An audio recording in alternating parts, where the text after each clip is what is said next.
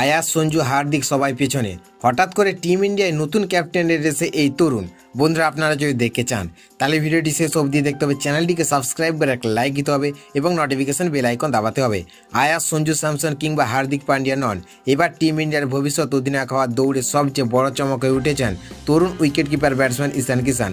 2026 সালে টি-20 বিশ্বকাপকে সামনে রেখে ইতিমধ্যে নতুন পরিকল্পনা শুরু করতে চলেছে ভারতীয় ক্রিকেট বোর্ড। আর সেই কারণে বর্তমান অধিনায়ক সূর্যকুমার যাদবের ভবিষ্যৎ নিয়ে উঠেছে বড় প্রশ্ন। সাম্প্রতিক সময়ে ব্যাট হাতে একেবারে নিজের সেরা ছন্দে নেই সূর্যকুমার। আইপিএলে মুম্বাই ইন্ডিয়ান্সের হয়ে ধারাবাহিকভাবে ব্যর্থ হয়েছেন তার দল। এমন পরিস্থিতিতে বোর্ড নাকি নতুন অধিনায়কের খোঁজ শুরু করেছে। এতদিন পর্যন্ত শ্রেয়াস আয়ার, সঞ্জু স্যামসন, হার্দিক পান্ডিয়া কিংবা জাসপ্রীত বুমরার নাম শোনা গেল, এবার হঠাৎ করে আলোচনায় উঠে এসেছে ঈশান কিষান।